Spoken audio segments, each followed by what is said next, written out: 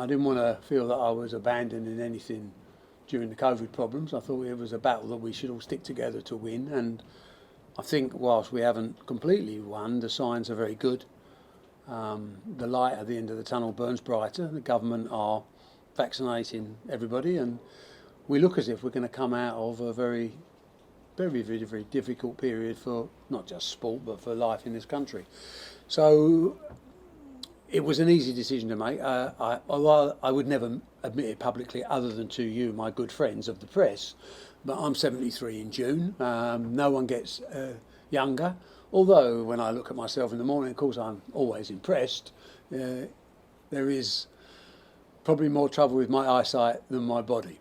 So I am still full of energy, but I have developed over the years team that work for Matchroom Group of companies, and in particular World Snooker, that are now ready to pick up the mantle that we began together and to take it to the next level.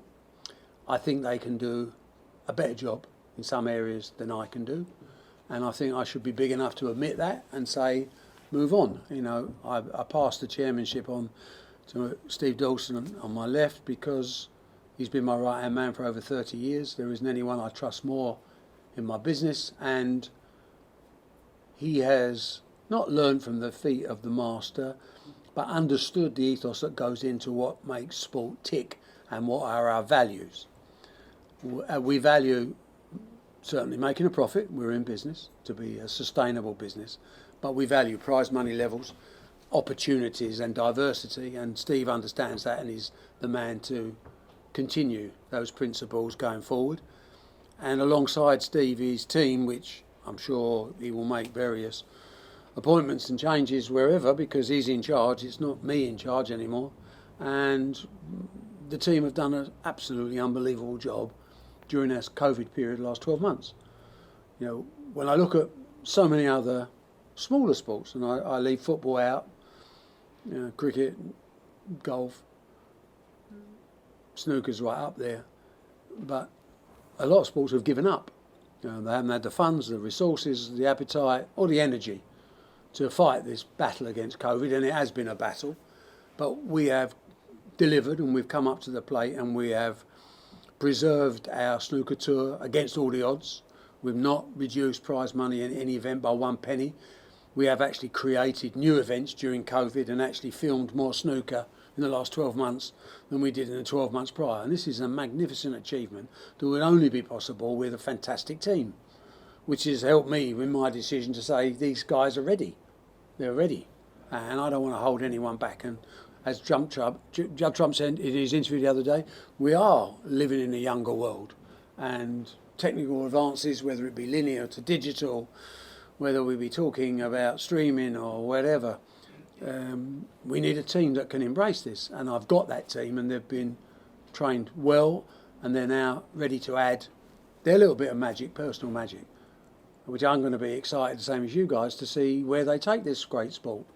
I shall be in the background, as you would expect, struggling on my dotage. I don't know whether I'll be in the background at a fishing lake or a golf course, or, as we know, next week, playing cricket for the over 70s against Northants, which is something I'm looking forward to enormously and dreading slightly. But as always, I've got a variety of personal projects that I intend to get involved in and still maintain my availability to World Snooker and the other companies in our fast expanding group to act as advisor in event strategy and global development. Some people say that's what I'm best at.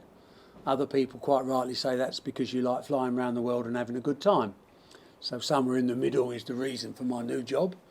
And I'm going to be passionate, as I always will be, about a sport that changed my life 40 years ago today when Steve Davis won the world title, and a sport that I've never forgotten what I owe it. Was delighted to come back in 2010 in probably one of my crowning moments of my near 50-year career to acquire control of World Snooker, to make it a subsidiary of Matchroom Sport, and to get the opportunity to put into place the plans that I always dreamed we could. And those plans are built around meritocracy, building up top players to have a lifestyle and earning capacity that inspires other kids, to spread the game around the world, irrespective of colour, race, creed, religion, purely built on ability. And we've achieved some unbelievable results, and there's a lot more to achieve for the team under Steve Dawson going forward. You know, Jason Ferguson has a big job on his hands with the amateur game and spreading the game. I know it's a job that he relishes, and he will be a marvellous partner to Steve Dawson, as we have been, myself and Jason, over the years, where we've got the interest of snooker first. Unlike the new football proposal, our interest in profit is third, not first.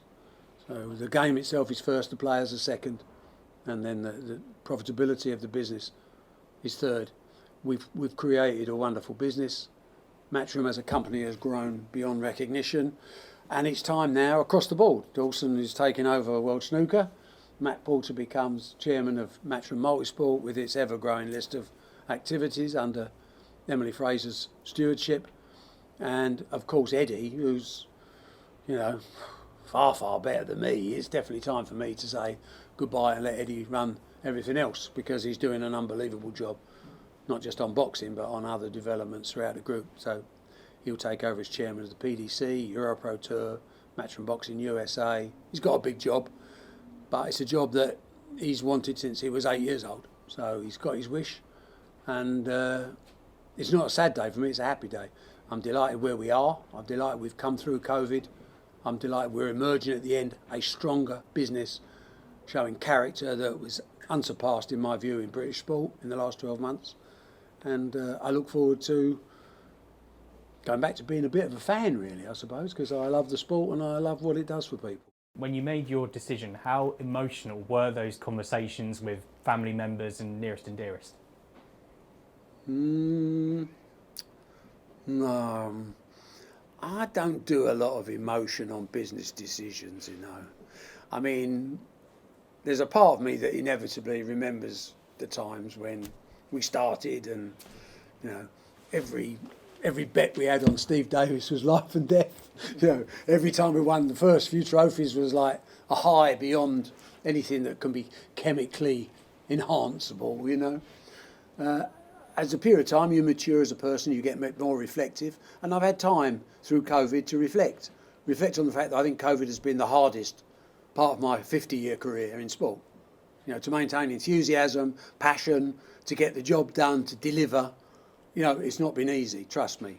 Many would have been faltered, but with the team I had behind me, it wasn't ever an option for us.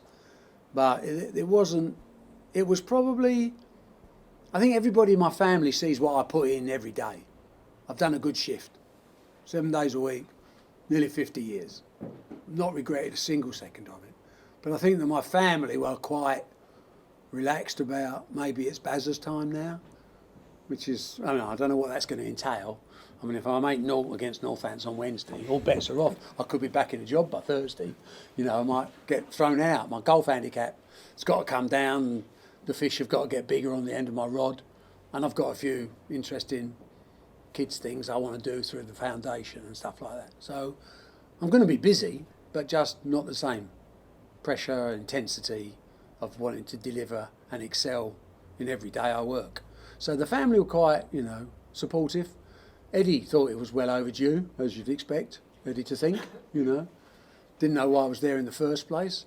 I had one text from the office today to say, Nando's for everyone, Eddie's celebrating. Bracket, don't get used to this. Close bracket. That was his first chairman's activity.